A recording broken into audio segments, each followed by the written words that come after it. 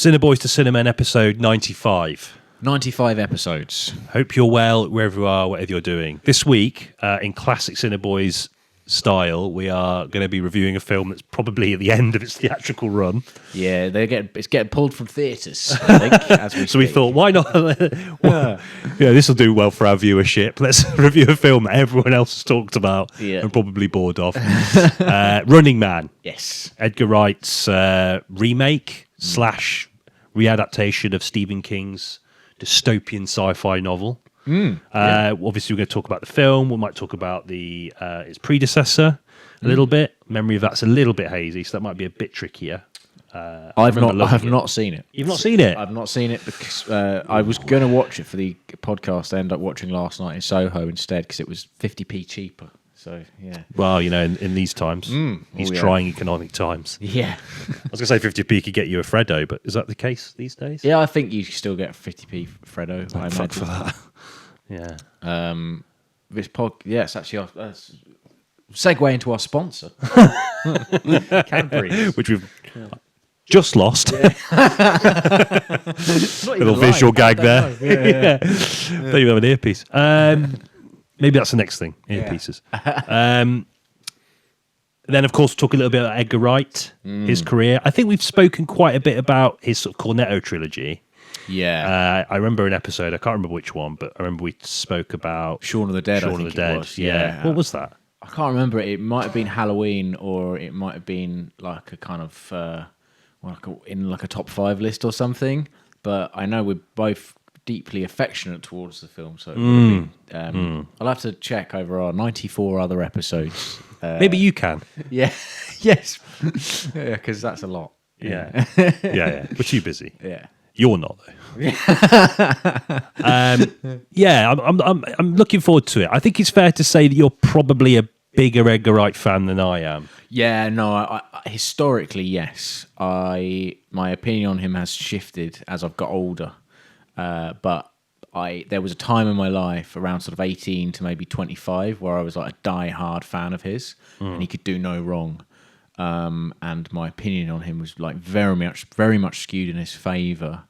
That changed with age and maybe with like continued output. But it's going to make for an interesting analysis. Indeed, yeah. I'm looking forward to sort of hearing about how that change happened, because I was never a super fan. Obviously, like I love Shaun of the Dead and I adore Spaced. Like Spaced for me is one of the sort of jewels in the crown of English television. So I am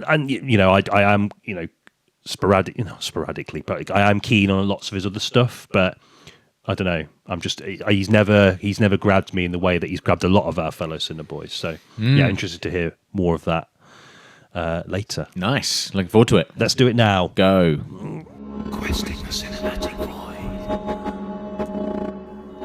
Okay, so I'm going to start off with a sort of kind of one of my own sort of observations about him. Okay. And that should hopefully segue into a discussion about your kind of reverence for him, or I guess your early reverence for him. Yes. Yeah. Good. Yeah. And it's going to start with a kind of one of the first things I thought when I came out of the cinema, because I went to see it last night. Oh yeah. Yeah. Running Man, I mean. Yeah. Not Shaun of the Dead. No.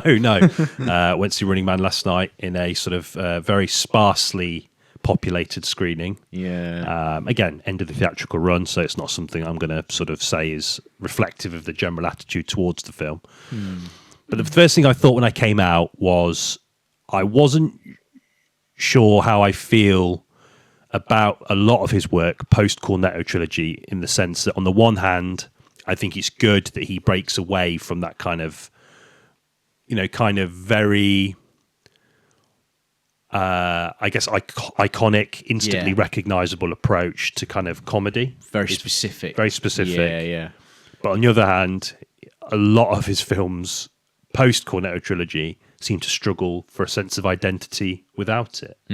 Yeah. And I just wondered what your kind of view was with that, because I can't quite work out whether it's good or bad for him that he leaves that behind.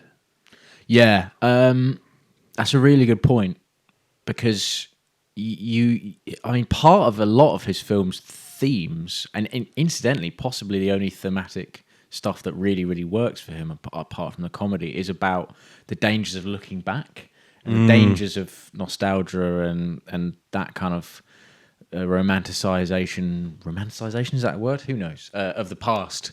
And so in order for him to try and recapture something is sort of counterintuitive, I think, for him. So I am pleased that he's moved away from that, and I'm glad that it exists as its own thing, and we can kind of revisit it ourselves should we choose to, sort of thing. I'm talking about the Cornetto trilogy here. But at the same time, it's hard not to miss the scrappy, inventive, especially Shaun of the Dead, and Spaced as well. It's sort of where it started, really. Is Absolutely, yeah. Spaced, he was like, I'm going to make the comedy come from the camera work. Yeah, take it visual away. gags are his forte. Aren't Completely, they? yeah. And Really good ones as well. Really, really cool, really Yeah. inventive, like quite... There's a framing device he uses to great effect in Spaced and in like Hot Fuzz as well. And the idea is there's someone in the foreground. In the case of Hot Fuzz, it's Timothy Dalton, and he smiles, and there's a picture behind him doing the same smile, and it's just so funny. He does it in Spaced as well with Simon Pegg react. There's an Evil Dead poster in the background, and he does the same pose. There's one in Last Night in Soho at the beginning. Breakfast at Tiffany's. Oh yes, And he does do it in The Running Man as well. But there's that kind of thing. It's like the humour is derived from the visuals and from the placement of the camera. And as an 18-year-old, I was like, that is so fucking clever. I can't believe how clever that is. That's so clever. He's a film student's darling filmmaker, Completely. I think our friend Kadeem actually described it as he says it's Shaun of the Dead as a filmmaker's wet dream. That his words, not mine, of course, but I'm happy to... If you're listening, Does he even listen? I don't know. Hopefully, hello. Hi. Yeah. But yeah, so there's a delight, I think, immediately in watching his stuff, especially his early stuff, in the context of it being a comedy, and that and the dialogue is good as well. Like, and he's a good comic writer, and so there's a lot of like rule of thirds and that kind of stuff. There's like the kind of gag happens 3 times throughout that, like surviving, the word surviving happening in Shaun of the Dead, and that happens a lot, and in Hot Fuzz as well. It's sort of littered with that, and it's just, and you can gleefully recount it in a group, I think. You can see the kind of the kind of, I guess, the blood and guts of his approach really quite clearly. Like it's all there, isn't it? I think we sort of spoke about him before as we were setting up, or maybe I don't know, maybe in the voice message I sent you yesterday. But Which we'll include as part of this podcast. So if you sign up to our Patreon, you can hear the voice message exchanges that we send to one another. He kind of reminds me of Tarantino in the sense that there's this kind of it's a very overt reverence for his influences. And there's a clear sort of love for cinema. And,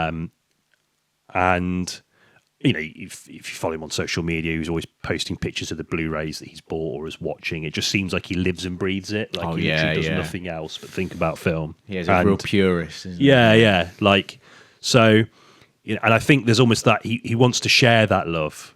And I think... the techniques and all of those kind of approaches that he used, they're designed to be picked up upon. You know what I mean? They're not hidden. No. Part of the comedic charm of his films, as you say, and the kind of, I guess, the kind of rewatchability of his films is within that. Yeah. The kind of very open approach to the cinematic techniques that he liberally sprinkles throughout all of his films, particularly the Cornetto trilogy. Yeah. But and I don't, just to go back to my original point, I just kind of, I find it really strange because, like I said, I adore Spaced. I really love Shaun of the Dead.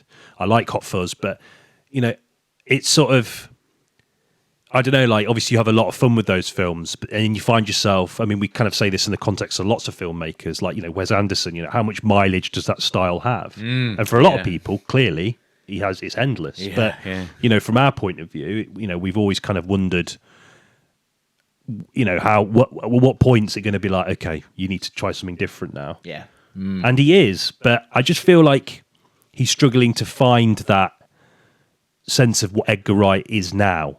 Yes. Because one of my biggest sort of criticisms of The Running Man, and kind of slightly the same with Last Night in Soho and less so with Baby Driver, is I don't really see him in it. I don't see his DNA at all.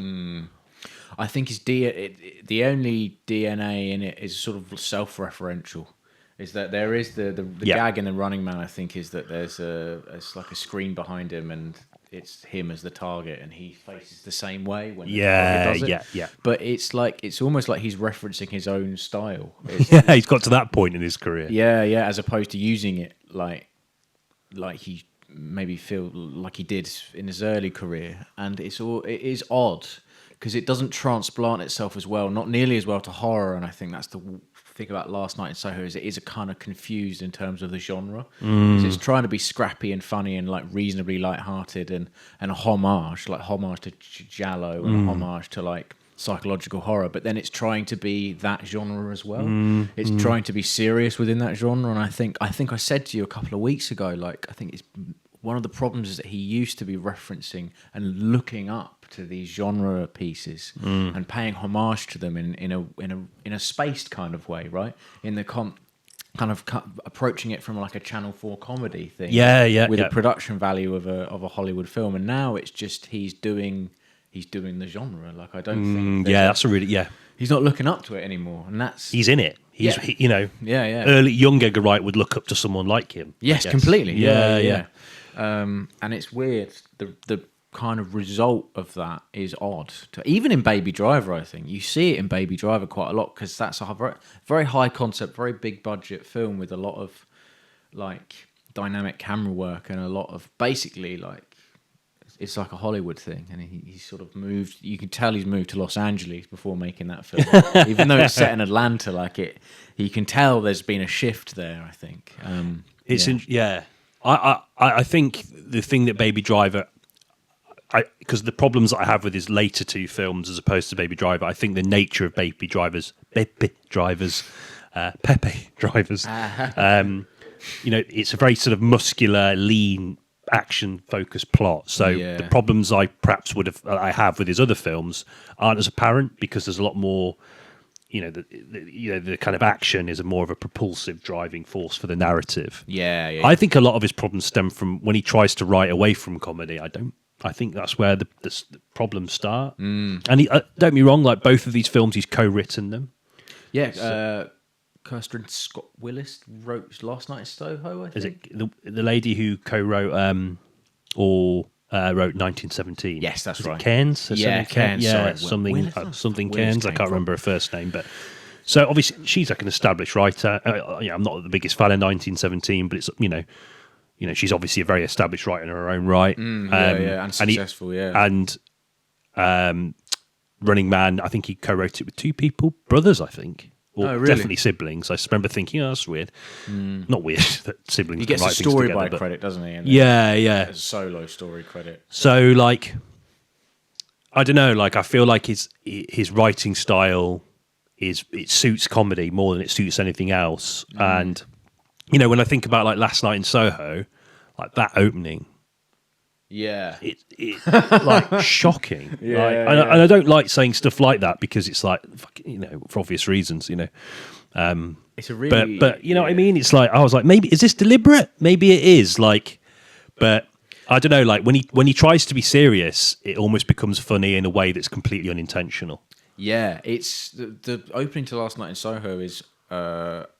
It's a very odd opening for what the film ends up being, which is quite a serious horror film about the past and that kind of thing, and male behaviour in the past, which actually I think is the other writer, Kirsten Scott. I do need to get a name right. I feel like we have to. If we're going to keep talking about it. We owe that to her at least. Should definitely pay tribute to her work in 1917, which is probably some of the best stuff in Last Night in Soho. He's probably contributed. Kirsty Wilson Cairns. Right, okay. I think it's Scottish. I'm probably pronouncing possibly that wrong, butchering it to high fuck, but whatever. She... My point about the opening was that, like, it's sort of not... It just doesn't belong in a horror film, like, at all. And it's really... what he's trying to do, what I think Edgar Wright's trying to do with that opening is he's trying to establish the character motivation for moving to and the such a kind of like metropolitan area, right? the nature of moving to London, seeing London as this kind of like mythical sort of landscape where dreams come true. So you could sort of see why that kind of airy fairy opening would kind of work. And he's doing it dialogueless. And I think that, and, again, that's and Giallo films are a bit like, can be a bit like that. They kind of like, you know, their openings can be kind of like fairy tale adjacent in the way that they kind of, they match up to the characters' aspirations that quickly unravel the moment they kind of land that dream job or get that, you know, go move to a big city or whatever. So there is, you know, you can see the influence of that.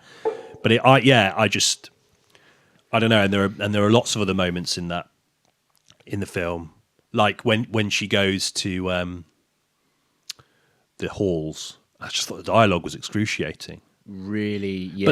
But then I don't know, like, obviously there's a sort of something very deliberate, and I think a lot of his films are very deliberate. You can see exactly what it is that he wants to do with each exchange of dialogue, each moment. And I think in Last Night in Soho, that's kind of the bits that are kind of the worst. Right, even though like the films that he's referencing are kind of quite similar. I think his way of doing it, I don't know, like it just didn't feel... Yeah, it doesn't feel very genuine. I know the scene you're talking about where she first meets her flatmate, and it's What's her name like? Jakarta or something. Jacosta. Yeah. And capital of Malaysia. Jakarta, yeah. Indonesia, I think. Oh, Oh dear. Yeah, you're right. It is Indonesia. Sorry. I'd like to take a moment to apologise to. That's my dad's geography influence. No, please correct me. me, because that is. I'm usually quite good. I'm sort of embarrassed. They're similar in nations, I think. Not by no means Sorry, identical. I'm trying to scramble back now. You hear this guy? You say you're similar. By no means identical. Sorry, no, yeah. So that scene is like, there's something about the way, like, he's trying to establish that the protagonist is very meek, and in this scene, her flatmate, sort of antagonist in this moment, is very strong-willed and very irritating stereotype, right? Basically. But the way he does it is like, I need to do it quickly. I need to just have her. Yeah. I can't kind of bury it under anything more complex. And maybe he should have done, because she has quite a lot of screen time, Jacosta, and she's like a reasonably important figure in the film. So it pushes her into that realm of stereotyping. Absolutely. Awkward. Yeah. No, I agree, and I think because I'd never seen it before. I think in part because of, and we sort of mentioned this, I think in the outro of the last episode, but I think part of the reason why so many people haven't seen it is because it was a film. Obviously, it was COVID. Yeah, and that's a weird time for a lot of people. We kind of don't really, despite the amount of free time a lot of people had, we don't really remember what we did or watched or whatever. And I think that relationship, it shows with the film, perhaps. I don't know, but he kind of drifted by, and a lot of people didn't really, given that it was, a guy that had obviously huge success with the Cornetto trilogy and massive success with Baby Driver. Yeah, it didn't really. It felt like it sort of slipped under the radar, perhaps for circumstances that are kind of out of his control. Probably, to be fair to him and those involved. But, I kind of, when I was watching the film, I kind of felt going into it that there was something just already underwhelming about it because of that. And that's not fair to attribute to the film. I'm happy, more than happy to admit that. But I thought that, once it kind of shaked off those early wobbles, and we were talking about this earlier, the first sort of half, I thought was quite a interesting mediation on what we talk about a lot, the idea of nostalgia, and particularly cultural nostalgia. Yeah. And I thought the way that he handled that was quite interesting. And look, it's very loose, but it's very reminiscent of that theory about cultural nostalgia and how, so many people engage with a certain period through the lens of, revisionist films. Or how films kind of evoke the spirit of an era through using certain techniques or set designs or styles or whatever. And what that ultimately ends up doing is it creates a mythical version of that period of time. Yes. And it's all about those kind of like entry-level signifiers and not exactly about the actual reality of that. Also how an obsession with a certain period can render your present like grey and lifeless, you know. And I thought he handled that was really interesting. Like obviously the stuff where, you know, she goes to bed and she goes back in time to the 1960s. It's all bright, it's colourful. There's lens flares aplenty. yeah, there is. Yeah, And then her present situation, it's very sort of desaturated, very grey. It's very literal. Again, it's a very loose sort of nod to that sort of theory. But I just thought that was quite interesting, the way that he approached that, and it kind of ties into that idea of when you think about the idea of what that theory means more broadly. And this is quite cynical, but I think a lot of people who subscribe to it say that it's because of a lack of certainty and hope about the future that we kind of sequester ourselves in the past because it's comforting. Oh yeah. And as a marketing thing, that's been hugely lucrative for lots of kind of like creative industries, right? I mean, movies, video games, you know, they're all going backwards. They all constantly want to remind you of things that you enjoyed when you were younger. Yeah, I'll just look at like the Eddington poster and look at like all of the Avengers posters. Is that floating head style was actually quite an early invention, poster design. Yeah. You know, just kind of thinking about it from that point of view. And yeah, it's everywhere. I mean, like even just looking around this very room, like you've got posters from broad range of sort of eras, and yeah, like the cultural nostalgia is everywhere, and it's a huge tool to. I'm not saying everything you bought is as a result of getting duped by marketing, but he's never been a fan of my decor. I love it, but yeah, no, you're right. It is everywhere, and also, yeah, Last Night in Soho really does kind of it probes it. I think. It makes I don't think it's always entirely successful in it, but that first half is very good at kind of unpicking that and that sense of like, because the whole point of that the main character is that she doesn't feel like she fits in the time that she exists in. So she lives vicariously through the memories of her grandma and her record collection and the fashion stylings of the 1960s. So, you know, it's that obsession. It's an obsession with the past that basically renders you sort of inactive in your own present, and you almost become like a sort of spectator in your own, you know, in your own life because you're constantly looking backwards. Yeah, and it kind of prohibits you from looking forwards, which is more healthy, I think. And it's one of the sort of chief struggles that she's going through, really. And the way that it unfolds is good. Good is a kind of interesting word to use, but it is good. Because instead of romanticizing it, she gets to experience it firsthand, and she gets to experience it through the eyes of someone in the 60s being overwhelmed by her environment and slowly realizing that it's not all it's cracked up to be, and she's going to get used, and she's going to get basically used as a kind of sex worker, right? Yeah, as a kind of living tool to further the ambitions of her employer, basically. Yeah, that's right. Yes, and to kind of experience that firsthand makes her question her allegiance to the 60s. That's all really good stuff, and that's I really like that. I dug it. Yeah. I think it plays out very quickly, and it's almost a shame that it doesn't drag out over the whole film. I would have not happy again. We're using odd adjectives and other words to describe what is, you know, quite a dark. You know, it's kind of that, you know, the nightmare underneath, isn't it? It's the kind of very adjacent to kind of LA films like, you know, Mulholland Drive, Blue Velvet, right? Blue Velvet. You know, the kind of the idealized view and the quiet horror underneath. Yeah, you know? yeah.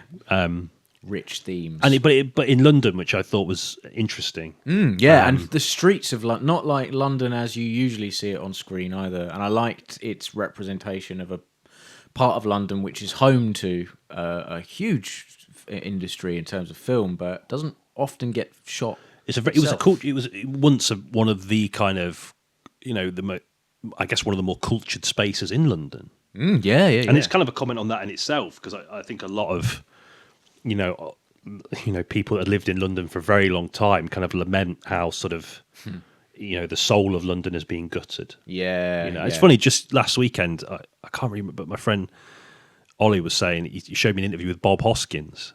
Oh, right. Okay. Yeah. And I can't remember what he said now. It's fucking annoying. Something about London, though. Yeah. No, it's not. It's just him. Just moaning about Roger Rabbit.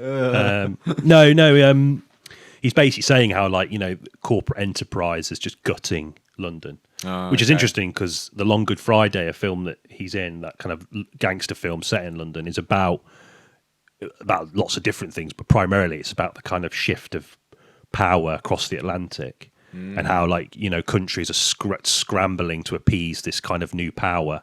And it basically just means that in order to appease that power, they have to allow it to come and gut them of their kind of, you know, what made them those places so special in the first place. And Yeah. I don't know, like, I just think it was, you know, he's basically saying something like that. Yeah, Obviously, yeah. you know, No. with a lot more sort of, you know, the kind of Cockney fury that we all love Bob Hoskins for. That's really cool, and that's really interesting. Though you're right, I think, and also Edgar Wright doesn't shy away from using things like he's not afraid to sort of frame high streets with, like, for what they are. Like, there's a shot in Last Night in Soho, and it's just like a Sainsbury's local. Yeah, so when she's running through the streets. Yeah. He does it with Hot Fuzz as well. Like, he isn't afraid just to show them, like you say, what they are. Yeah. I'd be really afraid of doing that. 'Cause I think, Yeah. I see this every fucking day and it's shit. Yeah. Like, I don't want to film this. This is No, crap. But it kind of works, doesn't it, in the context of what? Yeah, what he's trying to say about, what and Hoskins also, was saying. yeah, like, you know, in the 1960s, everything is unique and everything is really, really, like, hyper real. And then like you It's all said local earlier, business and industry. Obviously, not to say that didn't happen in the 60s, but I think, you know, obviously it was the kind of late 1970s, 80s, that kind of neoliberal idea, and obviously selling everything and allowing these corporations to come in and kind of just basically take everything away from kind of independent businesses and replace them with chains and all that kind of stuff. That's right. Yeah, And I think in that context, you know, places like Soho, who once these kind of cultural fortresses, have now just been they're just barren husks. yeah. You can get a cheap sandwich. So meal deal. Get some Watts. It's worth it. Yeah, amazing. Couldn't do that in the 60s. No, exactly. Yeah. It's funny. Big theme of the film. Yeah. I think it's interesting, though, that he sort of plays with that notion and kind of hooks you in with that notion, and then also says, like, look, there's, you know, it has this reputation, Soho, as being quite a seedy area. Yes. Yeah. And people almost say that with affection. And he's sort of saying, no, it was, and it was horrible. People got exploited, and people, you know, people got killed, and people got, like, you know, people were really unhappy in this time, and it's important to remember that. And I think that again, in defence of Last Night in Soho, like, you sort of largely made me realise that. That's why I rewatched it, because I was pretty down on the film, and watching it again, it has a huge amount of problems, as we say, but that side of it in the sort of maybe the first 10 minutes, take or leave. Then the next half an hour is really, really, really good, really special, and then it kind of dips after that. And I think you said something interesting in your voice note about how the ending kind of flipped this idea a little bit. And yeah, I just thought, and it's also, I think I remember you saying it's like the whole idea of the 60s free love, right? Sexual freedom and all that kind of stuff. But underneath that, there's obviously, as you say, a lot of exploitation and you know, in the case of Anna Taylor-Joy's character, who comes in with the aspirations of being a singer, you know, she ends up becoming completely exploited. Yeah. I agree that that's a kind of interesting theme, but I think Edgar Wright sort of undermines it with the ending. I thought it really nosedives pretty sharply for me. I didn't like the kind of grey ghosts, which are all the kind of men that were killed. Spoilers, by her. By Sandy, yeah. Who's, you know, all these men that have Alexandra. that have kind of partied to her exploitation, who have, you know, all exploited her. Yeah. She takes revenge on them and kills them all. And then you find out that the old lady that the main character's renting the room from is Sandy. Yes, that's right. Yeah. And the film, it's quite clumsy in the handling of it, I think. Yeah. It kind of villainizes her. Yes, it does. So, and I just thought, and look, you know, maybe Edgar Wright isn't too comfortable with the idea of not glorifying, but making a martyr of her, perhaps. But I just thought, I don't know, like, it's a Giallo film. If it's influenced by Giallo, just who cares? You know, you've got, if you fucking wear it as a badge of honor. Do you know what I mean? You've established a moral backbone. Run with it. Don't. Yeah, exactly. Yeah, and I just thought it would better suit the themes of the film for you to have treated her with more. I don't know, like, just don't villainize her.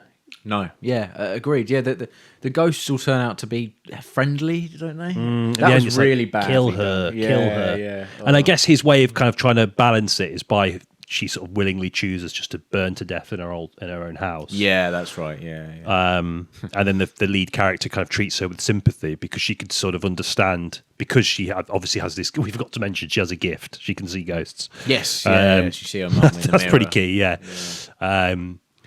Like Is it key? I don't know. I could have taken it away. It's a bit throwaway, isn't it? Yeah. Like lots of things in this film, weirdly. Like, Yeah. I don't know. I thought the treatment of her, villainising her, undermined a lot of the really strong thematic work that he set up in that opening half an hour, 40 minutes after the sort of crappy first 10 minutes. Nothing good happens in Red Ruth. Yeah. No, We're going to lose all of our Red Ruthian listeners. Yeah. I don't mind that at all. That's frustratingly, that's the backbone of our listenership.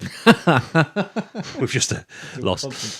But yeah, no, I don't know. I thought the ending really undermined it. It was kind of like a way to, I don't know, like placate.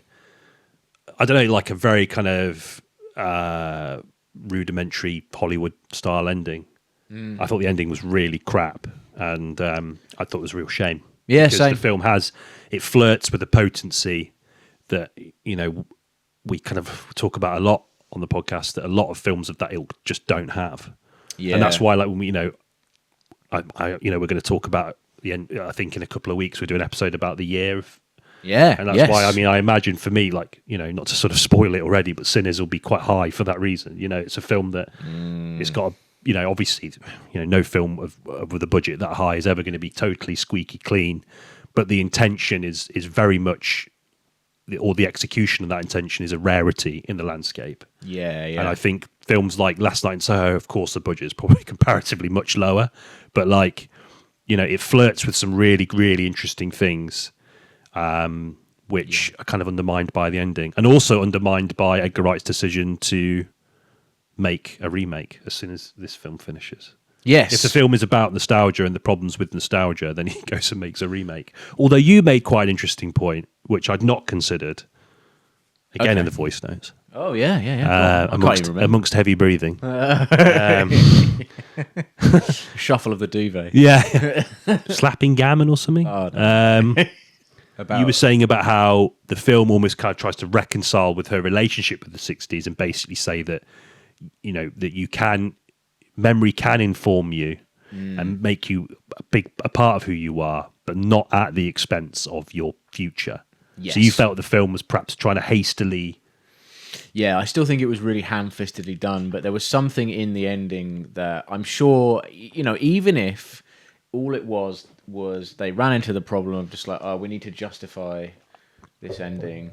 How do we do that? Oh, we make it about the past and the present living together as one, which I think is a good way of approaching a lot of things, and learning from the past and admiring the things that were great about the past and trying not to replicate the mistakes made in the past, that kind of thing. I think it was trying to do that, but I think there's a kind of bit at the ending when, like, Sandy appears in the mirror and she does that and taps it, and it's kind of like, what are you doing with what is Sandy meant to be? Is she meant to be a hero? Is she meant to be a villain? I don't think it's... I think it's really poorly handled. The intention was there, though. Like, I think to say, and the World's End has this as well, right? I think he really is quite fascinated by the idea of over romanticization of the past and what it can do to someone. In the case of Thomasin McKenzie's character, it's made her quite insular. But in the case of the World's End, it's made someone effectively an alcoholic. And he's so delighted by the idea of staying 18 forever that he drinks like an 18-year-old for the rest of his life, and it's really sad.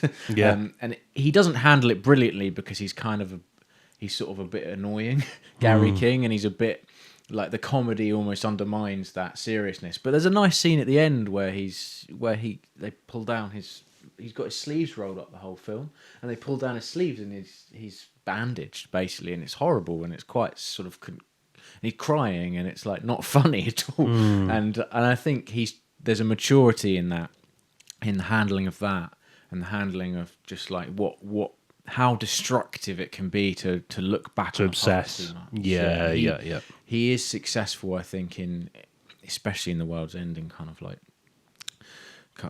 grappling with that idea. So he's just obsessed with that, I think, and it's a shame that he's not obsessed with more thematic richness. I think, because that is clearly something that troubles him almost. I think, and is a reason why I think because if you ask anyone the Cornetto trilogy, the weakest of the three, it's going to be The World's End. Yeah, like it just is. But it is. Yeah. But I think there's something in Simon Pegg's favourite, though, isn't it? He always says it's the best one. I think the reason for that is because they must get quite baffled by just how staunchly loyal people are to the first two. And and I always think this, that maybe they're trying to comment on that and say, why should you be? You shouldn't be treating these two films as like as kind of perfect, and this is what happens to you when you do. This is what happens when you look back on something so fiercely fondly. You know, that's what The World's End's about. The end product is, and there's a lot wrong with The World's End. I think one of the worst things it does is treatment of the antagonists. They're a bit shit. Like you can just bash them, bonk them on the head, and they're dead and they're down, and that's it. Like there's no threat. He doesn't do antagonists post Hot Fuzz very well. Does no, I don't think so. Because one of the worst things about Last Night in Soho are the ghosts. Yeah, by a mile. So naff. And even the Running Man, the villains. Yeah, villains are crap. Yeah. The guy in the ski mask. Oh yeah, Lee Pace. Yeah. He takes his ski mask off, and it's just a guy. It's just a man with a slightly charred face. Yeah. Like, why? You've either got to go full char. Yeah. Like full, Yeah. You've gone for rare. You need to go Darth Vader unmasked. Yeah. You've got to be like, oh my Christ, or not at all. Yeah. Just like another ski mask. That I was really disappointed. It reminds me. I mean, you and I, we were never into wrestling, were you? Not really. No. But I remember there was this wrestler called Kane, and he was this big, hulking. He was called the Big Red Machine. And he always wore a mask. And he had a brother, the Undertaker. They were called the Brothers of Destruction. Okay, and there was this narrative that Kane's face was burnt by the Undertaker as a child in a fire. Right, and then he got unmasked. He was just some bald-headed fella. Oh. And it was just really disappointing. It was like... Yeah. It's like, if you had any commitment to the Big Red Machine, you would have burnt your own face. Yeah. I don't know. Like, I just feel like if you're going to unmask, there's got to be a reason why they wear a mask, It's like taking the Master Chief's helmet off. It's going to be disappointing, isn't it? Like, keep it on. You have that's the power of imagination, is keeping... That's like why Daft Punk, I think, had that mystique about them when they were still going, because they never... And like Banksy and all that, like... I feel like the answer is always going to be disappointing. And in this film, it's like, I don't even know. I didn't think there was any need to take his mask off. No, what did it do for the... Yeah, it was weird. It's actually better when it was just kind of like a kind of Call of Duty villain sort of thing. Yes, sorry, going back to Edgar Wright. Yeah, you're right, actually. He doesn't... Antagonists for him are... I think there's a lack of threat, which is slightly concerning. Yeah, given that particularly a lot of his films seem to hinge on that. I think he just likes his obsession with action and his obsession with like punch-ups and stuff takes away the ferocity of a lot of these sort of goons. You can just dispatch them really easily with one punch and they're gone and down and that's it, and move on to the next one. As opposed to them being like an unstoppable force, which, in traditional sense is sort of why villains can be threatening. Yeah. My immediate mind went to the Joker then, which is such a cliche. Well, a lot of the social commentary in the Joker is comparable to the social commentary in Running Man in terms of depth for me. Yeah. Right. Yeah. I really didn't buy it, but we'll go into that in a bit. Yeah. The thing I thought was interesting in what you said, and I think we definitely talked about this before. Yeah. But the idea of like I think this is kind of what's quite interesting about The World's End. And I think The World's End does quite an interesting job of it, is showing the kind of life that people want. Everyone that looks at what an acceptable life is wearing an earpiece and having like a suit on, and obviously again not very it's not subtle, but that's not Edgar Wright's bag. No. The but, character, I mean, Oliver is Martin Freeman's character. Yeah, it's like, I like that the film reserved a bit. It's not just saying that this is the perfect way to live either.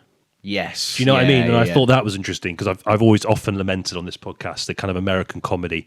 It hinges on the fact there's always like a man-child, and the people that are better than them are the people that, they've got the job, they've got the kids and got the house, and that makes them like better. And the people that haven't got that, they can't do people in between. They're either people like that, or they're people that sit at home wanking, and do you know what I mean? Like, they're not just people that actually have made a conscious decision not to go the same way as everyone else. It's almost like the American comedy has become an advert for the American way of life. Anyone that's different to that is like just and I think that's something that's kind of interesting in itself. You know what I mean? And I think that's why I really liked the film with Paul Rudd and Tim, what's his face in it? Oh, Friendship. That's what I really liked about. I think we said that about Friendship. Like it kind of really sort of zeroes in on why people struggle in that world.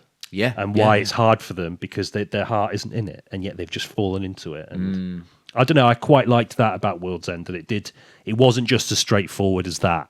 You're right. As like him being this kind of obviously he isn't a particularly great guy in many ways, but there's pathos there which a lot of people aren't afforded. Yes, as totally, a character type. Completely, yeah. And it's the best thing about the film in my mind. His emotional arc is really quite curious, and it shows he's got chops. Simon Pegg, like it's just one of his best performances. As an actor, he can be obviously comedy. That's where he's best suited. But and I think sometimes you can really see him trying, and it doesn't always work. I remember his cameo in Band of Brothers and thinking that is shocking. Lieutenant Winters. I know exactly. The bit. It's like, whoa. So like he does have. I think he can do it. You just got to give him the right. And obviously, I think there's an element of relatability to the character he's playing, perhaps. Oh, totally. Yeah, I say that he's annoying, and he is annoying, but that you kind of know someone like that, and not perhaps to that extreme, but like you kind of you spend time with them anyway, because there's the redeeming qualities they have in them are quite numerous, and Gary King's character is the same. He's ultimately quite well intentioned. It's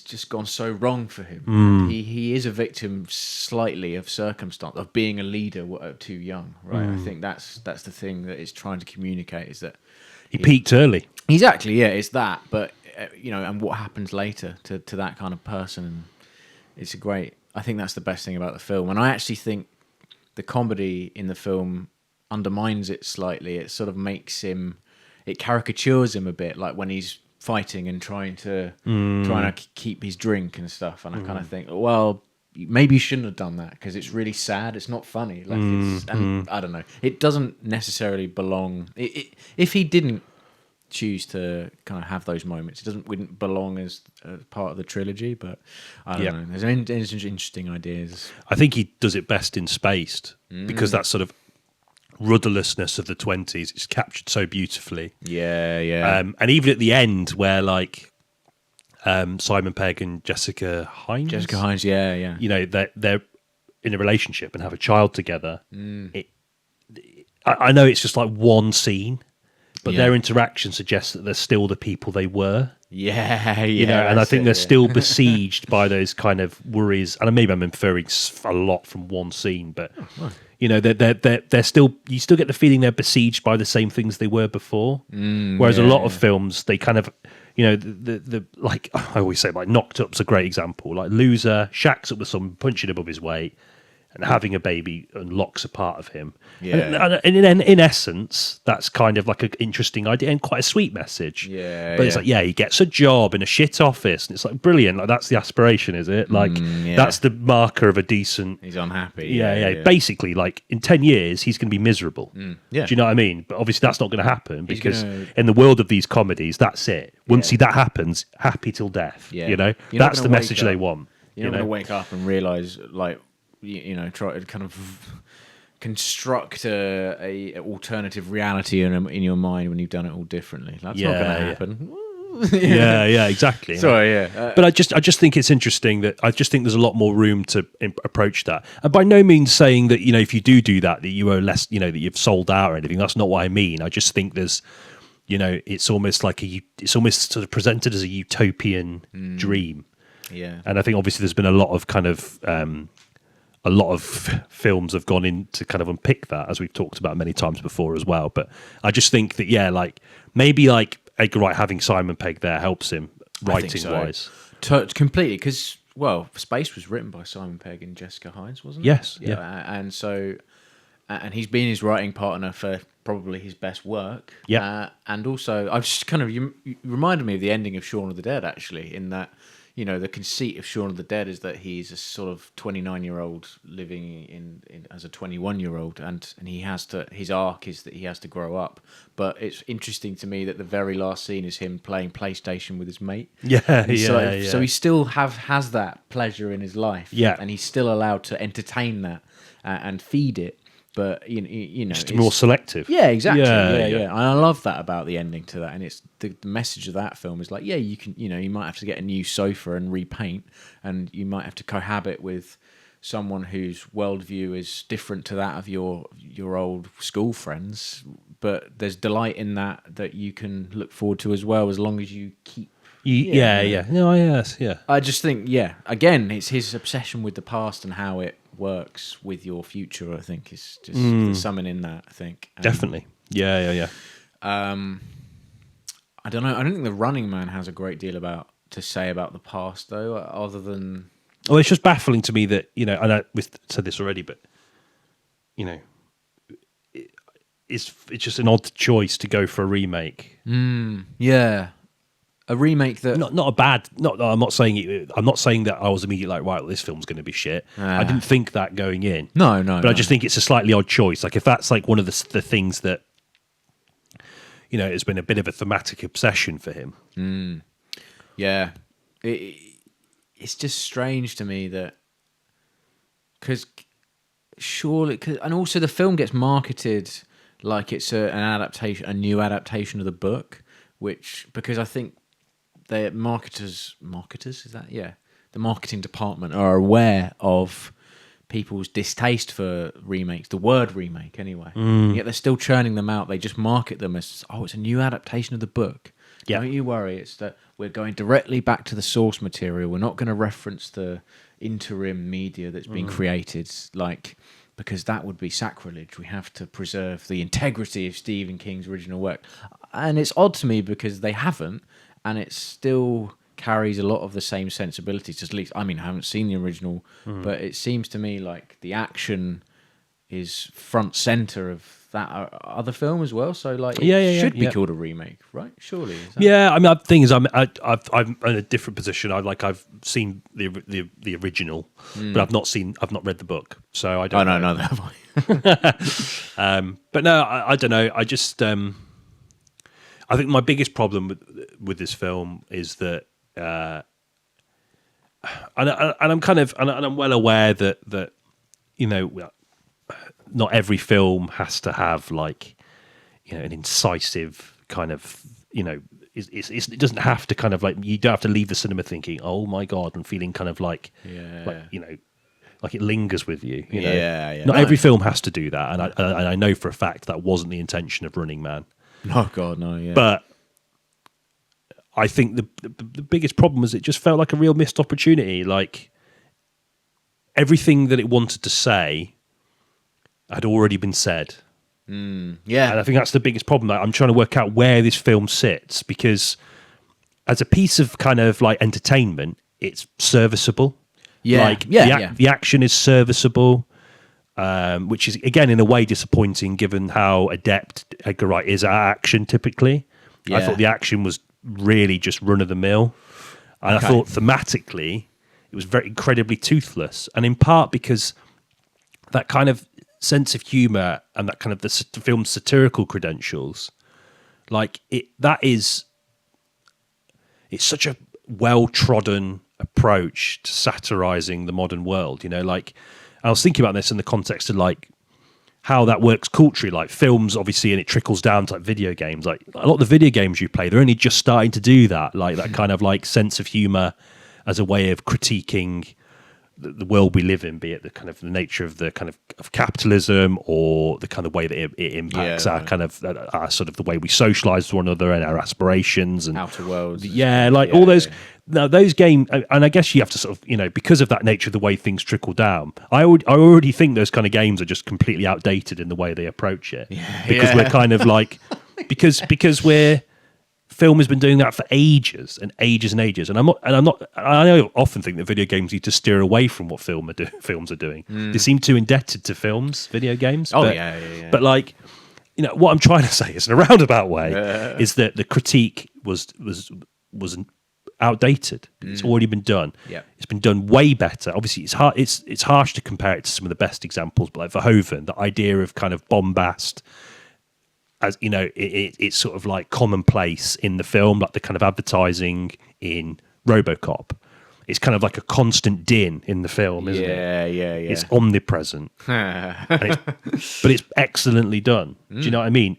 Yeah. Perhaps in part because it's one of the first films to really harness it and do it really, really well. Yeah, in the confines of a big budget action film. And also because, like as we've said before with Verhoeven, he lives and breathes the kind of themes that he's tackling in his films. I don't know. I just thought that it was really toothless, and everything. There's like speeches that Glenn Powell says as a and I think they're supposed to be quite impactful. Yeah. But it just speaks more to the kind of like empty relationship people have with that kind of satire. Like, I don't know. Like, it's not really. Again, the intention of this film isn't to like have people coming out and like burn, like deleting Amazon from their phone. But like, the reality is that obviously there's as to create drama, which is what the film needs to be interesting. It completely, to me, it fails in that department. Yeah, no, I see. I think that was a really long-winded way of saying. No. You're right though. It feels like a Hunger Games sequel.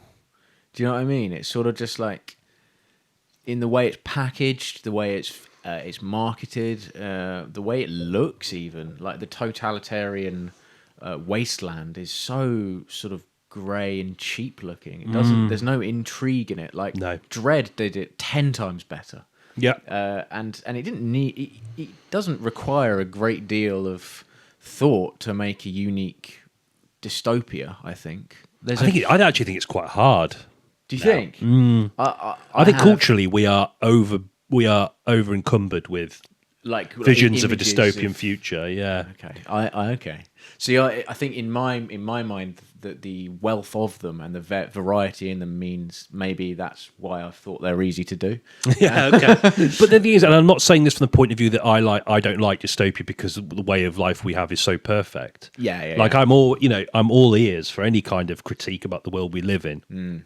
But I don't know. I just think it speaks more broadly to the kind of limp nature of contemporary satire. The film is so toothless in everything it tries to do, in the way it tries to talk about the way the world is, particularly our relationship with the media and how the media is basically the most powerful tool the ruling elite have to divide and conquer population who outnumber them massively and keep them subservient to the dreams and ideas that they will never attain. But they hold them there. It's very common. Yeah. What as a theme? Yeah. Like going back to Hunger Games. I don't know what you thought of my comparison to that, but like, no, I agree. Yeah. It's sort of I agree. That kind of packaged for you. Like have a little dose of get angry with corporations and then come out the cinema and never think about it again. Yeah.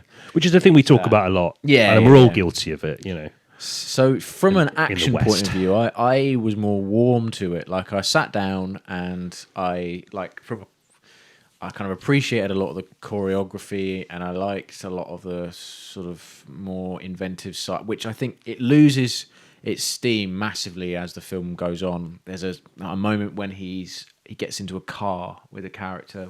Worst scene in the film. And it really doesn't really recover from that. But to that point, I kind of liked the action. I thought it was sort of popcorn fun and thought out quite nicely.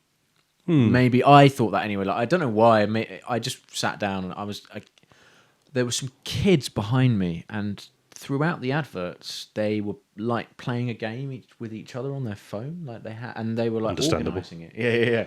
And I was a bit like, oh fuck me! I hope they stop when the film starts because it's going to be really quite. So I was a bit gutted So throughout the trailers, it continued, and I start to think, oh Christ, like because there was like 7 of them, and then just me.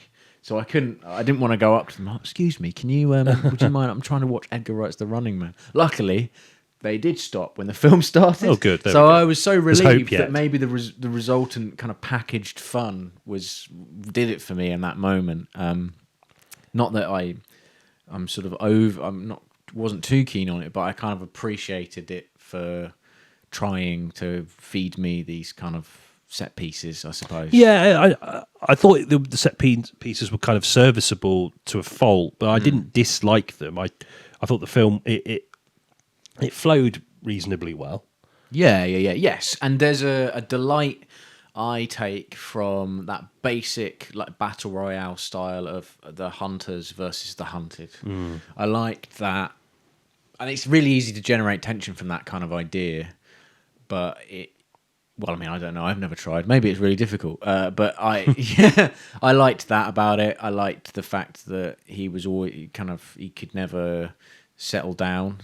Like he always had to keep kind of moving on, and that was kind of fun to watch. Glenn Powell is a charisma machine, as we discussed. Yeah. You were saying about how you think. I mean, like he's gets compared to Tom Cruise quite a lot, and I think that's quite. He runs like Tom Cruise. Yeah, he had to run, doesn't he? Yeah, he does. He was almost like, is this a joke? Yeah. I wondered if it was like a joke, because, I mean, he's not the best runner of the year. The best runner of the year is, for my money, is Tiana Taylor? Oh, okay, right. Sorry, that took so long. But yeah, her running in one battle after another. Okay. Fantastic. So I'm going with the alpha infected zombie that chases Spike and Jamie across the causeway in 28 Years Later. Okay, yeah, that's a strong shout. Unstoppable force. Big cock. Big cock gets taken out by. He doesn't get taken out by arrows. It's a ballista. It's like, wow. To be fair, that's a good scene. And I'm with you there. So Glenn Powell's the 3rd best runner of the year. Yeah, which is high. Coming from us, that high praise. Yes, it is. As avid runners, actually, you run. Yeah. I sort of refuse to. I don't know. I'm going to die at 50, but no, you'll be all right. You do other exercises. Like I'm with you. I was with you in the sense that I found it really challenging. But I find that there's a source of adrenaline that to be found in it. And I think especially if you run like Glenn Powell, I think you can translate that adrenaline to film as well. Yeah, I agree. That's one of the things about The Running Man that I quite appreciated was that kind of until that scene in the car where it just loses it all, and there's a final battle on a plane which is really uninspired and leaves a really sour taste because there's no jeopardy in it. No. And you know exactly what's going to happen, and they try and create the idea that he's died, spoiler alert, and then you kind of know that he's not. But there's a scene which I kind of admired a bit more on a bridge, which had that running based intensity, which the frenetic camera work I didn't mind so much. Maybe it's just because there's mud splatting everywhere. There's a chaos to it, which I think maybe I'm more muddy balls. I mean, maybe my kind of analytical brain just switches off when there's like high shutter speed stuff. I don't know. But you know what? That's, I think, and again, it goes back to what we were saying before we started the discussion, or a few minutes in, is, that sometimes it is just nice to shut your brain off. And I think as a film like that, it does sort of achieve that. And maybe I went in expecting more than I should have. Okay. And I think that's something maybe that's more on me and something I perhaps need to think about more. And maybe that will sort of improve my relationship with the film as time goes on. But I think, sorry. No. I was just going to say, like, you're right, though, to sort of to criticize the film for its approach to dystopia in a sort of... It's become marketable. Yeah, exactly. The same way, again, I'm talking with Ollie, and he was talking about, like, how there's loads of TV series about, like, a poor guy killing rich people. Yeah. And that's something I've not really thought about because I don't watch a lot of TV, but like it's the same with film. We're just obsessed with these narratives that don't reflect general public attitudes, or at least attitudes that are like trenchant enough to inform direct action. And I'm not saying we should be fucking killing people in the street, but what I mean is like the political opportunity to challenge these power structures that are clearly, you know, making life worse for a lot of people. Films and TV are kind of leaning into that kind of, but it almost helps, it keeps our frustrations in check. Yeah, because right, we're yeah. living these fantasies, very much the way we talk about action films, like being like an escape for like, you know, sort of 40, 50-year-old men that kind of like, you know, Expendables 4. yeah, that all think Jeremy Clarkson should be PM, you know, like, Yeah. again, we're being very general and broad, but you know what I mean? It's like, you know, it's an escape, and it kind of allows people to exercise those frustrations, and they just retreat back into their world Yeah, and continue yeah. to live a life where the reality is actually, you know what I mean? Yeah, no. And I think totally. it's always a bit strange, but maybe it's a bit much. I think the reason I was kind of expecting semi-more. Semi-more. Yeah, a bit more.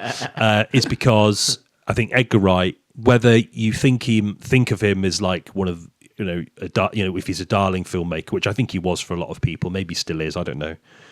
He definitely His was. presence in the industry, there's always a bit of buzz about him because of that kind of obviously deep burning love for cinema and all of that. And I think he's at the forefront of a lot of people's minds as a filmmaker. Yeah. And maybe for that reason, even though I'm a little bit more immune to that than some, I just felt that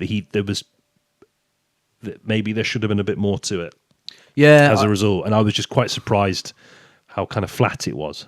I think maybe his love for cinema and his love and glee for those sort of set pieces and visual gags or visual, you know, the visual medium, he sort of forgets to apply that same level of intellect that this story might deserve, and it might have been best placed in the hands of another director who maybe has a bit of action experience, but also like Verhoeven. I don't know. Because he didn't do Running Man, did he? It was someone else. No. He did RoboCop, which around the same time, and then he worked with Did he work with Schwarzenegger? Yeah, he did. Yeah, the Mars one. Oh, what the fuck's that? Total Recall. Total Recall. Yeah. Which is, but yeah, no, Great. I mean, I don't know what Verhoeven's up to these days, and I'm sure Edgar Wright was selected for his sort of comparably youthful vigor. I think, I think about this in the context of a lot of his other movies as well. I think I think actually Last Night in Soho is different. Soho is different to his to this film in this sense, but there's almost like a fear of contextualizing a film within an era. Oh right, yeah. He doesn't want to, because you know,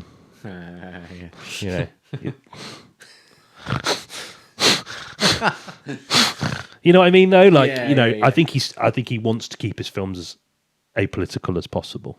Yeah, I agree. Which, I mean, depending on your mileage may vary with how much you think, you know, and again, it goes back to what you want from a film. Do you want to be reminded of the increasingly perilous nature of the world that we inhabit, or do you just want to lose yourself for 2 hours? But I think And if your relationship is one with the other, might dictate your relationship with the film more so than anything else. is it? I don't know. Is there a sort of innate responsibility to treat these subjects with care when your setting is a totalitarian regime? Yeah. Is there a responsibility you have to take it seriously because of what's happening around the world at the moment and sort of the sort of fascistic nature of a lot of like world leaders, and I don't know, is there a responsibility to take that seriously that doesn't happen with The Running Man? Maybe not. Maybe there's still a place for popcorn flicks within dystopia, but it didn't. Yeah, that was the weaker part, was that aspect. Yeah. But Glenn Powell he does keep it watchable at least, and He is a very watchable star. I do Yeah. think there is, you know, Colton Domingo as well. I quite liked him in it. He's fun. Yeah, I like him a lot. Yeah. But no, I don't know. I just think, I think he has legs. Obviously, he has legs. Yeah. Confirmed legs. Yeah. He sits down a lot in interviews, so it's quite hard. Yeah, he get cropped out. Yeah. I think he could be a real sort of solid bankable sort of movie star. I think he could do what sort of Chris Pratt people thought Chris Pratt could do, can't do. Yeah. I think he has more charisma than him. Yeah. And I think more range, yeah, definitely. Interested to see where he goes from here. Interested to see where Edgar Wright goes from here as well, because his last couple of films haven't really made a great deal of money. No, Last Night in Soho. Again, a victim perhaps of circumstance. Yeah, I think more people. I think it would have broken even had it not been released in 2021. What was the budget? It's 43 million. Really? Yeah, That's more than I thought. And then Running Man. So mid-budget. Yeah, mid-budget. A rarity. I think maybe the location and the talent might with Anya Taylor-Joy and Matt Smith, I think probably pushed it above that sort of 30 million threshold. Terence Stamp, of course. Terence Stamp, yeah. Plays a kind of sort of London Bobby disguised as a seedy old man. Kind of interesting. Running Man was 100 million, and it's not recouped its costs either. So he's had 2 misses. And typically what happens is that a return to roots. So, but then his feelings towards over romanticizing the past might prevent him from doing that. I don't know. Yeah, I'd be interested to see where he goes.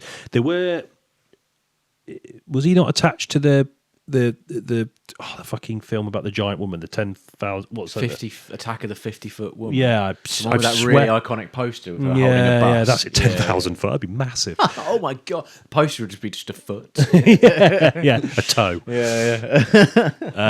No, I swear that there was some attachment to that. Maybe, yeah. But then it might be like Rian Johnson's Star Wars, like he was going to be the guy, wasn't he? Star Wars, and then he made the second one.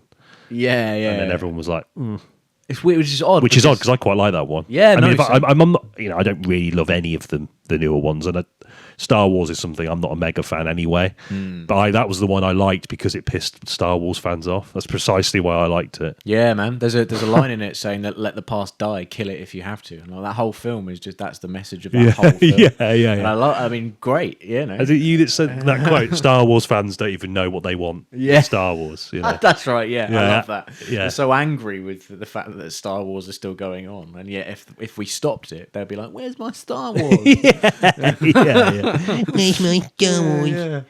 I don't know. It's down if you do, down if you don't. Yeah, exactly. Really. So I don't know. Maybe that's what's going to happen to him. Maybe he's probably going to have to go cheaper. Yeah, cheaper. It's because this was Paramount, wasn't it? Paramount, yeah. And Last Night in Soho was... Man, there's so many production logos at the front of Last Night in Soho. I thought that. So many. It's like fucking half the running time. I just sat thinking, Jesus Christ, how many more? Yeah. They start it with... some films have like a musical motif that starts with the logo. Yeah. This one did, but the musical motif just went on and on. Yeah. Like a piano, and then by the time that they'd stopped, it had finished. Yeah. It was really weird. Yeah. I don't know. I don't think he's beholden to a studio. I know Universal produced... We didn't talk about Scott Pilgrim, actually. Oh, yeah. Yeah. They yeah. produced his early output. Yeah, Scott Pilgrim's an interesting one. I think... I like that film a lot. I think I really wasn't the target audience for it, as opposed to the Shaun of the Dead hotfuzz. God, I completely forgot about that. And we even sort of kind of forgot about it when we were talking about the outro of the last episode as well. Yeah, of Maybe course. That's telling. I remember quite liking it. It's been a long time since I've seen it. I think his style suits that comic booky approach. Yeah, and that kind of overt nerd culture, hyper real. Yep, self-aware. Totally, yeah. I think it's... I do think there's room for criticism in that the characters are kind of... There's a generational thing going on with them, and that kind of like false irony thing that we talk about. That exists in that property quite a bit, deployed quite well. It's earnest with it, I think. Yeah. And it's a very sweet film as well. Also, it has the Manic Pixie Dream Girl problem, but ultimately it's a lot of fun as well, and there's a lot of surprising casting, like Jason Schwartzman's in it. He's quite good in it, and it's quite a gleeful little film. It's one of those weird examples of a film where a author is still writing the property as the film's being made. Yeah, and like almost like the books are getting released at the same time to sort of create this world. I like Scott Pilgrim. Did well, didn't it? No, it has staying power. So it really it bombed at the box office, but it did really well on home video. Yeah, that's And not a surprise. It's one of them things where there's like still midnight screenings for it, like Yeah, 15 years later. So I think in that sense, it's probably turned quite a healthy profit over the years. Was that Warner Brothers? No, I think that was Universal. Yeah, it was because it had the spinning, the kind of pixel 8-bit logo at the beginning. So Yeah. well, Warner Brothers Netflix soon. I know we did. Is that happening? I think they announced it eagerly, but there's a lot of hoops to jump through. But yeah. what, and rightly so, because fuck, man. Yeah, it's not good. You can't conglomerations and Well, it's just ironic, isn't it? That the one of the contributing factors, alongside the advent of obviously television, the thing that kind of destroyed the dominance of classic Hollywood was government intervention and concerns about sort of monopolies. oh yeah, like the Hays, the Hays Code was obviously that controlled the kind of moral output, Yes, the moral that's right. compass of the films at the time. yeah. But like it's just interesting that was kind of one of the primary reasons behind the kind of stopping films from owning every part of production and distribution, and they obviously didn't own cinemas anymore, and that was one of the contributing factors to the decline of classic Hollywood. Okay. Interesting that now that doesn't seem to be a concern whatsoever. I mean, obviously, I know that was the 50s, so different time. But a lot of creatives are worried because, of course, and so they should be. Yeah, I'm not. I mean, I watched Frankenstein the other day, and I think its biggest problem that it's a Netflix production. yeah, And I know you probably sense that we're quite anti-Netflix. I'm not saying they've given money to filmmakers that no one else in the industry has given them to. yeah, So there's some merit to be had there. yeah, But you're in trouble when Guillermo del Toro's set design is it's sort of sterile. it's You're in trouble when that happens. it's like permanently sunset. Yeah, The lighting or blue. is always at sunset. It's really The Hobbit had that problem as well. Weirdly, Yeah. it's like smooth as well. I'm gonna get a bit technical now. So A lot of people like your technical segments. oh really? Yeah. A few people have said to me they enjoy them. Oh, okay, right. Yeah. Well, here we go. I'll make it a bit longer then. So basically, cinemas, the method of projection historically has been film, and then it's moved over to digital, but you get a DCP, which is it's like a big hard drive, and there's a lot of data on it, so you can store quite large files. So you see grain, basically. You see the kind of like that imperfection that we've all come to love. Yeah. Streaming, can't do that. No. So everything has to be smooth, right? Everything has to be like... So the way compression works is if you film a sky and it's just sky, it's literally less data. So it's easier to process. And so what compression does is it takes areas of the image that are flat and uninteresting and smooths them over in blocks. And you can, you'll see it on like your phone images. So although they're 4K, they're not. They're really compressed because otherwise the files would be unimaginably huge. What I'm trying to get at is the Netflix house style has something to do with that compression and to make sure that the film still looks good despite the crunching down to a small, manageable, streamable file size. And that's why Netflix output looks the way it looks. It looks really weird and smooth, and everyone's skin tones has no definition or detail. No. It's like almost CG looking. Yeah. And that's a shame, I think, because you're limiting the sort of visual ambition of a creative by saying your work is going to be crunched down and projected at like 5 megabytes a second, as opposed to like 45 that cinemas can do. And I'm scared. I'm a bit worried about it because I don't like the look. I think it looks shit. Yeah, I agree. I think it looks totally shit. And again, you're in trouble when you make Guillermo del Toro. I mean, I have reservations about lots of his films thematically, but visually, he never fails. And yet, this might be the first film in his career that is worse looking, and it's not necessarily his fault. I don't think. No, I don't think so. No. Because his sets are still gorgeous, and his design is always stunning. You can never fault him for that. No, yeah. You know, but this is, you know, that's the biggest problem with the film, is that it just looks naff. Yeah, It looks terrible. I don't know why they love sunset. Sunset works sometimes as a lighting technique, but like you can't overindulge people with that look. I think because it becomes really soapy, sterile, soapy, overgraded, oversaturated, and like ruins it, man. It's a real shame, and it's such a delight going to the cinema and watching a film. Well, that's the other thing, isn't it? I mean, the CEO of Netflix has said that the theatrical experience is dead. You know, he's been quoted saying that. You know, so we talk about this a lot, you know, but that's the magic of the theatrical experience. I know that we often moan about the conduct of people that we share a cinema screen with, and that's a problem in itself. That is, I think, in part because of the kind of digitization of media. I mean, there's always been twats in cinemas, I'm sure, but like, you know, I think that the sacredness of it's losing its value, and I think because of that, we're getting worse behaviours in cinemas. But I think by and large, you know, that's my biggest concern. There's so much about the kind of, you know, we've lost so much, the digitization of media for all of its convenience.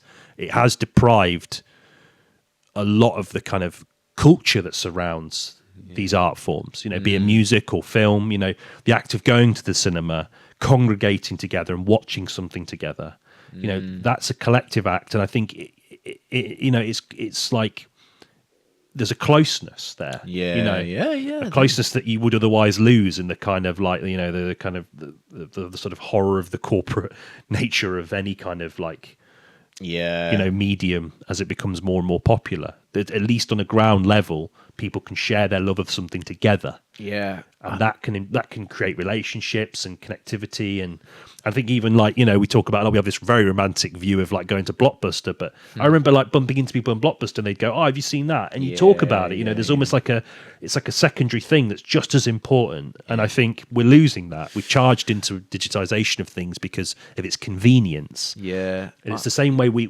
any new technology that comes, if it's convenient, we run into it and we don't really stop and take stock of what's actually going to happen to the industries that we love as a result. And I think this is just another thing that's concerning, you know, and by no means are Warner Brothers fucking perfect. I mean, it's a big billion-dollar corporation.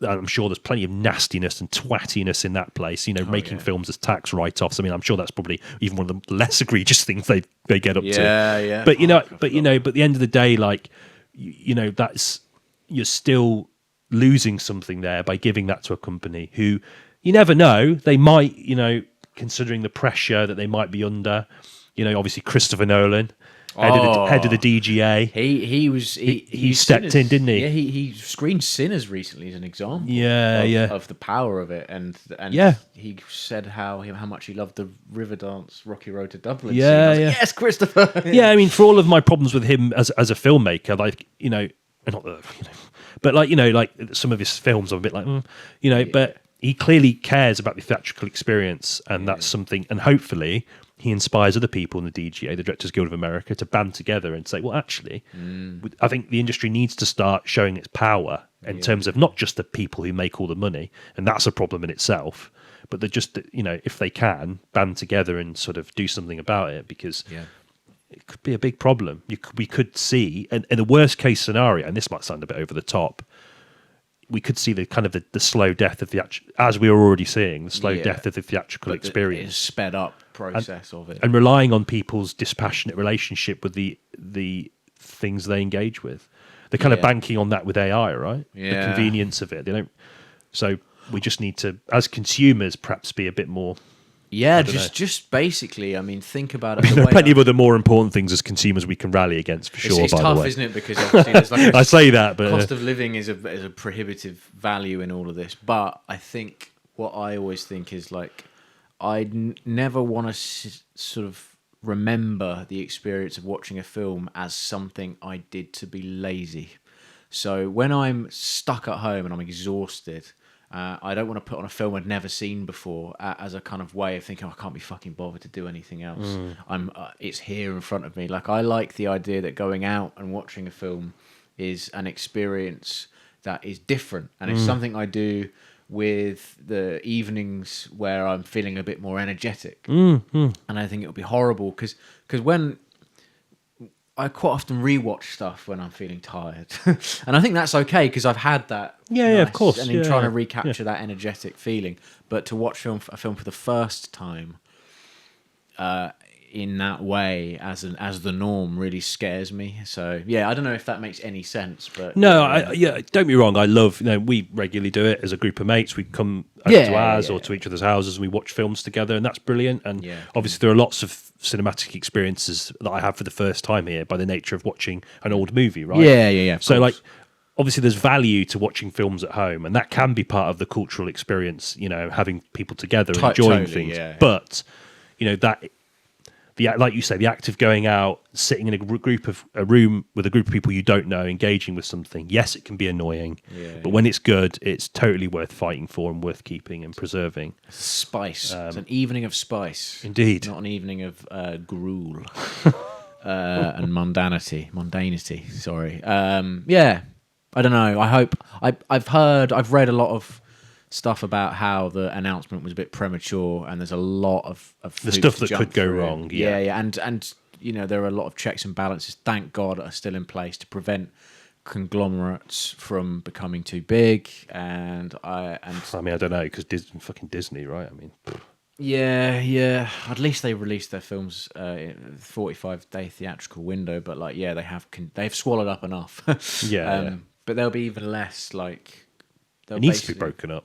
Yeah, because then creators will have different avenues to explore where they want to take their projects, not just one thing. My only hope, if this deal does go through, I mean, I think it's sort of slowly starting to happen anyway, is that in the dismay of all these conglomerates owning everything, people will just disavow them. Yeah, and they'll start doing community things again, making films together, screening films together. It's happened before. Yeah, and it will, New Hollywood, right? Yeah. So, like, that'd be cool. Obviously, the circumstances around that are very different, but the idea of people taking that back and taking it back to their roots, and then it will have more potency as a result of that. Yeah. So Edgar Wright, next film, make it independent of any studio. I'll give you a $5 for it. Yeah, it depends on the film. Yeah. That's true. Yeah, show me the script in full. Yeah. Baby Driver 2. Yeah. With Kevin Spacey in the lead. I'm all right, thanks. Ooh, first page. Ooh. He says it in massive letters. And he's there, like, with his grin, like, what do you reckon? I really want that $5, Ben. Yeah, that's going to cover all of Kevin Spacey's cost, is that $5. Yeah, well, anything to get him out of Cyprus. Yeah.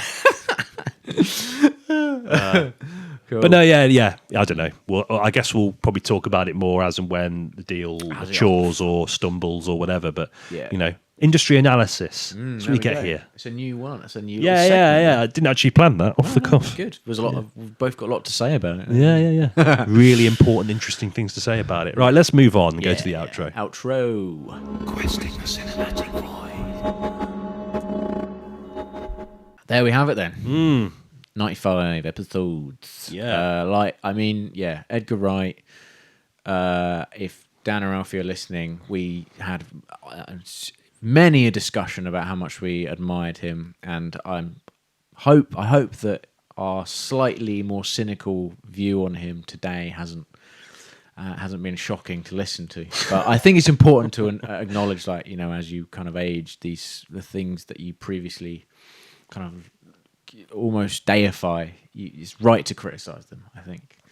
That's not to say that's not devaluing the experience you had watching his early work. So no.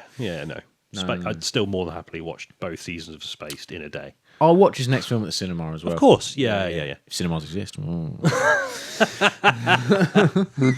Unless it's Baby Driver 2. Then I'll definitely be going. Yeah. Didcot Film Festival. Oh, yeah. £5 entry. I already paid a $5 towards this. Yeah. It's just Kevin Spacey doing like a Michael Bublé thing at the start. Oh my God! What a left turn that would be. Him and Peter Andre together.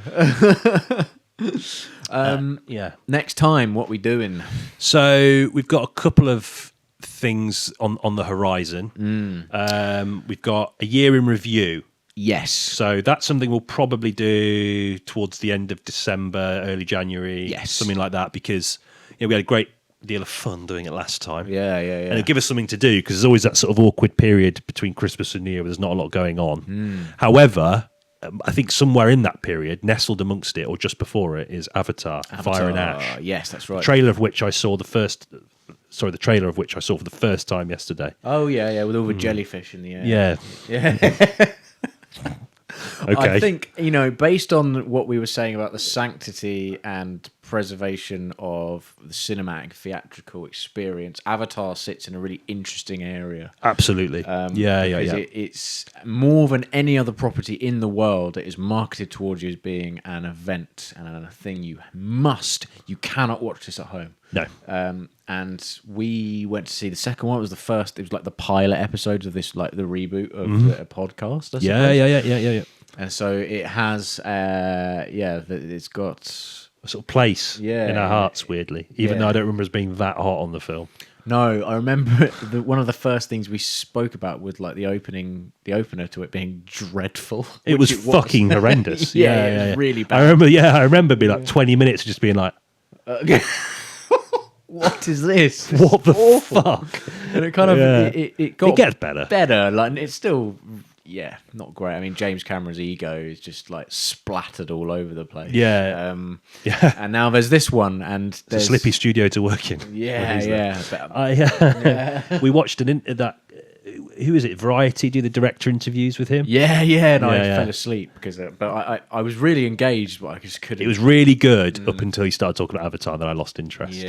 Which was, and Avatar's a massive cultural, whether you like the film or not, it changed the industry so much. And completely. But no, I don't know. I don't know what to think about it. The trailer looked fine.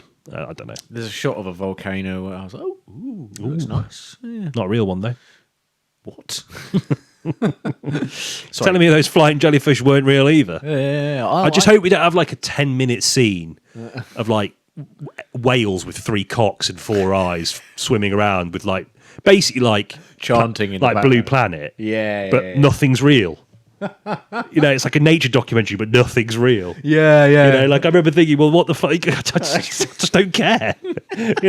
Sorry to the poor fucking team that probably spent probably like 40 years doing, and like they're all divorced and living in a fucking, I don't know, camper van in fucking Wellington. Because they just they're on because they're just knackered and their wives left them, and because they had to work for Rockstar. I've heard they're good.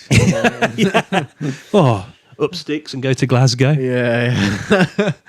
No, I mean, the comparison with Blue Planet's interesting because I watch, by virtue of what I do for as a kind of professional, I watch a lot of like natural history content.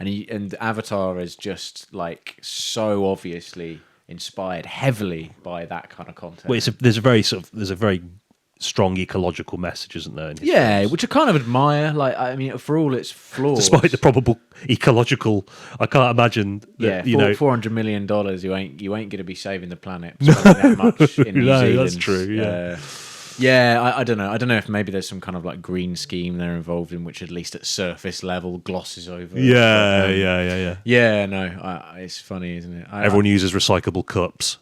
On set. That throws them in the normal rubbish. Is that that counts as the kind of like the immense amount of power needed to power the computers that. No, just imagine like a kiwi, those little birds just on fire. James Cameron's like, look that way. Avatar. It's not the fruit. I'm gonna watch it. I'm gonna have to watch it. It's one of them. I think it's so fiercely marketed, and based on our like aforementioned love of going to the cinema, it's like fuck, we have to see this, don't we? It's like marketed as an event. Like I'm gonna. It's riding high on the impact the first one had. Slightly longer than the second one, and the second one was already long. It's like 3 minutes longer, I think. So. Better be something special about those 3 minutes. I have to dehydrate myself before going to watch it. I don't know. We'll have to see. But I think it'll be worth doing. Definitely. No. Bring things full circle. Absolutely. Yeah. you get to listen to our critique on Avatar through a new lens, a lens of 95 plus episodes. Yeah, and a sense of professionalism. Yes, yeah. Nice. Right, well, in the meantime, thank you for getting to the end of another episode. Thank you very much. If we don't do anything beforehand, have a lovely Christmas. Yeah. And thank you for your support, and we'll carry on in the new year. The 100th episode will be at some point in the new year. It's around the corner. Yeah. Yeah. Cool. Looking forward to it. Yeah. Nice. Need to figure out what we're doing with that. Do it in a village hall in Bolton Regis or It would be, Skegness. I'd quite like to do something like that. Yeah. Just in front of a really disinterested crowd. Yeah. We'll look into it. Yeah, definitely. Yeah. Nice one. In the meantime, take it easy. Have a good one. Lots of love. Bye-bye. Bye-bye.